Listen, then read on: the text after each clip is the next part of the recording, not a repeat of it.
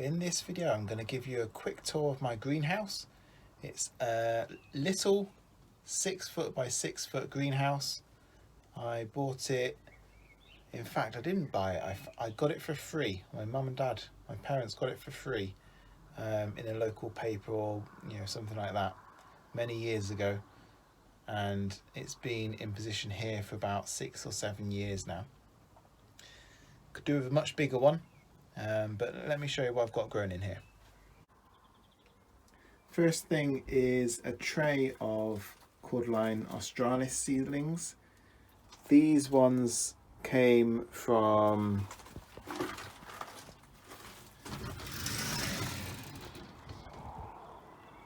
the plant at the front of the border over there, which flowered 2 years ago. And so I took the seeds, I sowed the seeds about a year ago, and just in the greenhouse, and pricked them out one by one as they germinated. And here are some of them. I've got some more over here too. And I might sell some of these, and I'll use the rest of them. Here I've got some, not quite sure actually.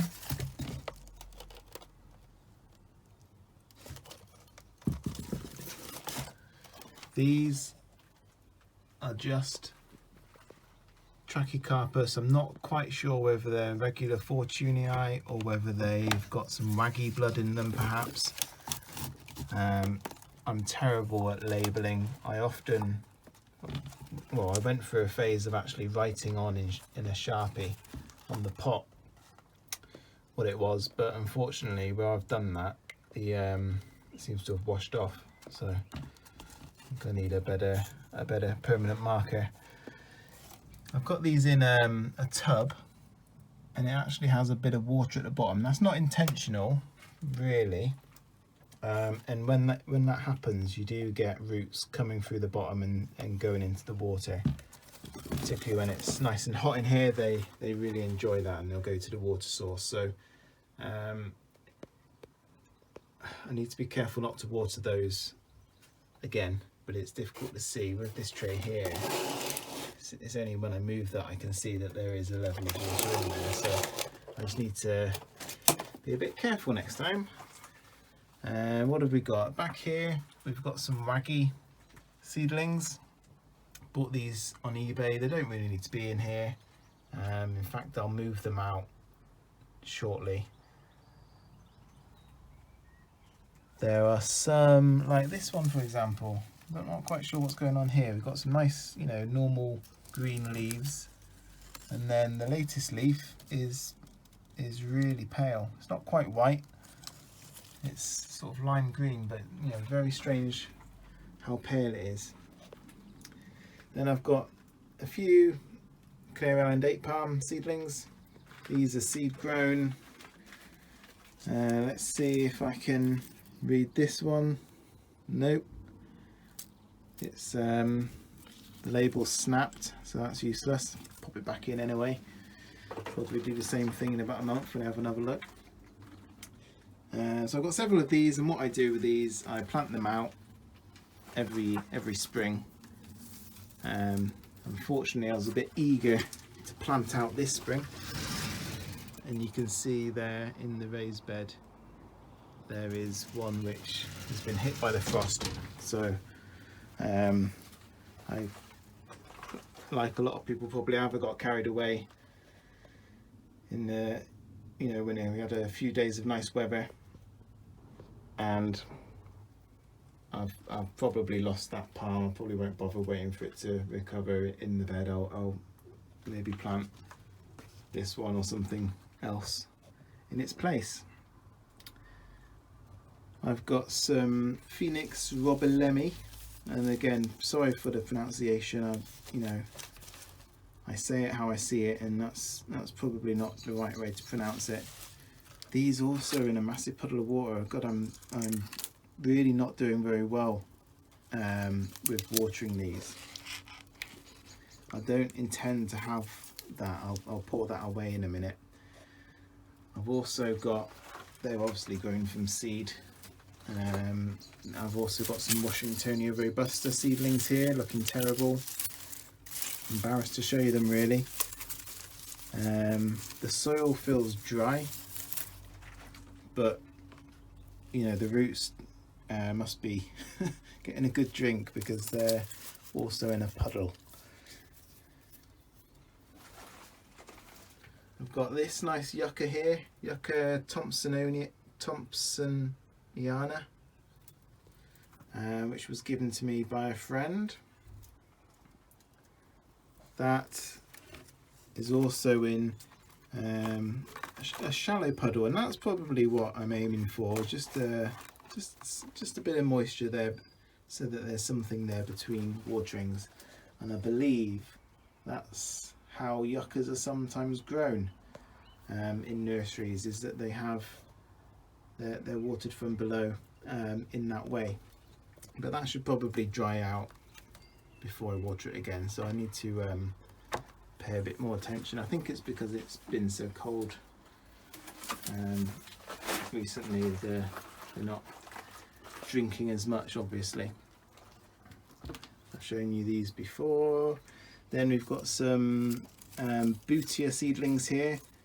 These are so slow. So these are Aerospafer, I think. These seedlings. I've got another one there. I've got 2 germinations in that pot by the looks of it. But yeah, so slow. I've probably had those 5 years. So not much happening now. I'll obviously keep hold of them. I've had this Jubaea Chilensis even longer. That is probably 8 years old, I'd estimate. And I bought, you know, that's from when I bought it as a strap leaf seedling, so it's probably 9 years old since germination. And I'm just starting to get some pinnate leaves, which is great. So you can see this is it's sometimes deceptive because this is a 3 litre bottle. Oh, again, look at that, it's swimming. Need to sort my watering out, definitely. These are more Phoenix Roebelenis. Sorry if I'm saying it wrong. Very tatty. These stay out in the greenhouse all winter. What I do is I run a heat cable. I've got some electricity over there. I run a heat cable under all these pots. Anything tender, it goes underneath. And then on the bottom layer, I sometimes sort of wrap it around the pots rather than going underneath them.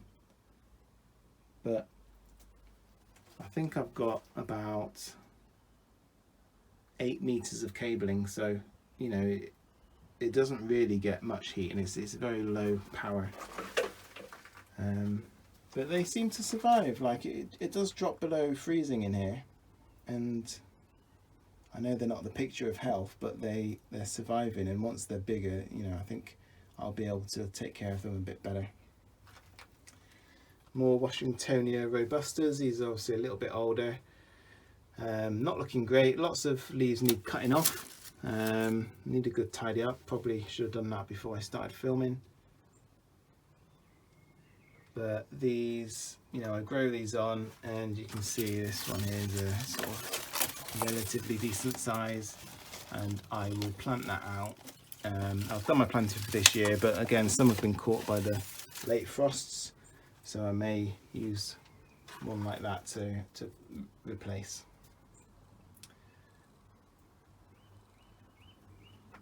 Then we've got more Washingtonia over here. Got some sunflowers that the kids have sown. More Washingtonia there. Down here on the bottom deck we've got a yucca. Not quite sure what it is. Quite slow growing, quite small compact form. Then at the back there I've got some more Jubaea seedlings. They're much younger than that one that I showed you before. I've got a Canary Island date palm in a really deep pot. This is an old kitchen bin. Got a Cycad Revoluta Sago palm, which is ready to come out for the summer. Got a few cordylines down there as well, red and green. Then this is the hospital section. This is all the sick patients. So I've got a red cordyline that's obviously rotted away in the middle. I'm just interested to see whether it resprouts from the bottom, because it's got, I don't know, 6 inches of trunk, so I think it probably will. In fact, I think it's already tried maybe there. Not quite sure, but I think it'll resprout from the bottom, so it's worth keeping hold of. Leave it in here for a year or so, and then probably plant it again. I've got some spear pulled Canary Island date palms.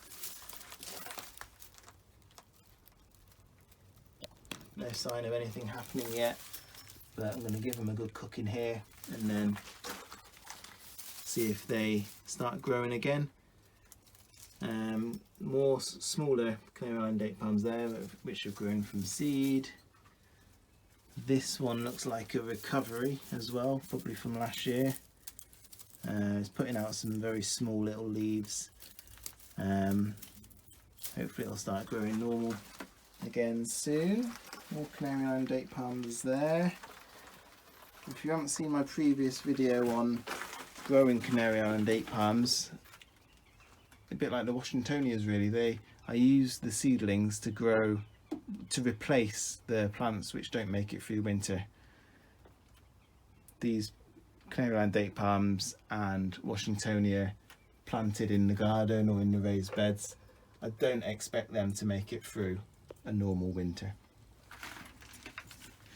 Here we've got a Yucca Rostrata.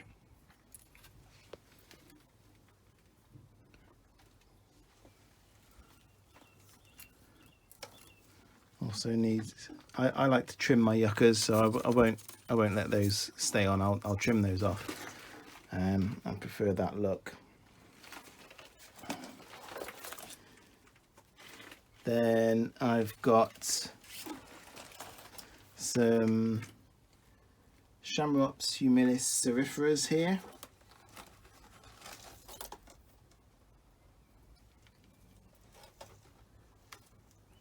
These are growing on in these little pots, also stood in water, so I need to be careful there.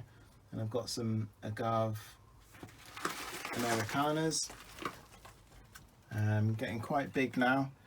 Trouble is, these aren't hardy in my wet location here in the northwest of England either. So, and the two, they're really sharp obviously. So I don't really want to have them in pots at leg height. So not quite sure what I'm going to do with them, but I think I had one, I think that's probably the main plant, and then all these other ones are pups from it. You can see there's another pup in this pot, which I can separate and pot up again. I'll probably sell that as well. I'm going to do a car boot sale in a few weeks. I've got a really basic setup here. As you can see, I've got a thermometer reading about 28 degrees in here. Got a window which is slightly open. Right, it looks like a nice blue sky, but it's actually quite a cloudy day. We've had a few showers as well. And that's it. That's the greenhouse. I've got some staging which I've made. That used to be on my staircase. These all this wood here. Then I've got bits from you know, a mini greenhouse, but I mean it's so flimsy, this stuff, I wouldn't recommend it, so I only put very light things on it. And then I've got an actual bit of greenhouse racking made of timber, which is really sturdy and strong and supports all the, well, this is quite light stuff on here, but it could support some really substantial stuff as well. So that's it. I'm going to back out now just so you can get one last view of it.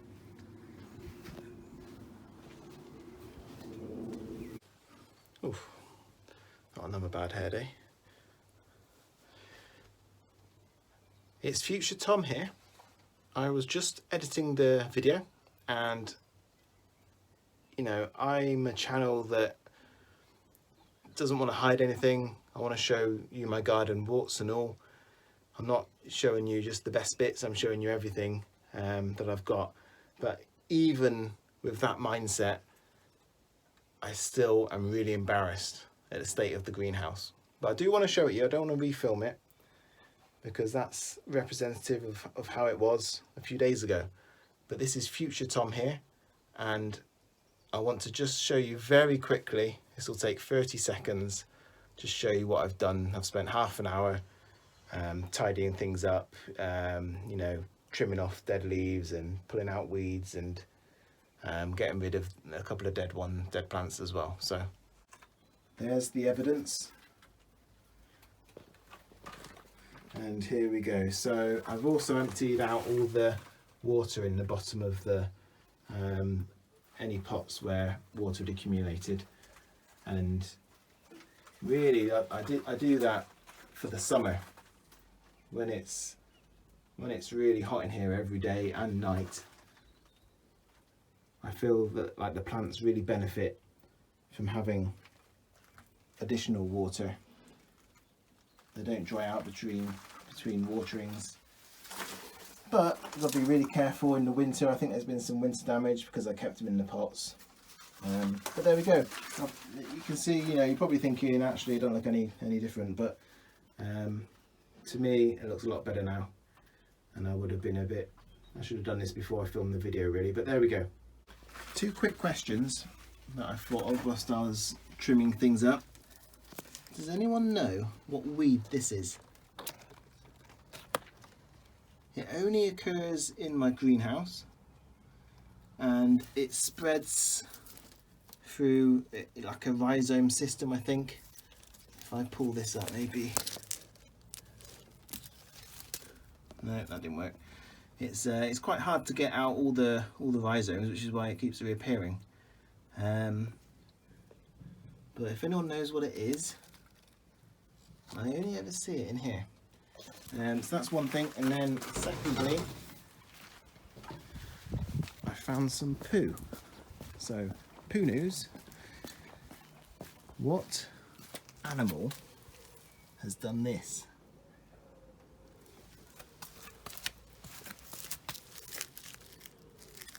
Now here's my shoe for reference. I'll try not to step in it. It's really small, but it's like a dollop, like a miniature tiny little dog poo. So what's done that? Let me know if you know. Thanks guys, and I'll see you on the next one.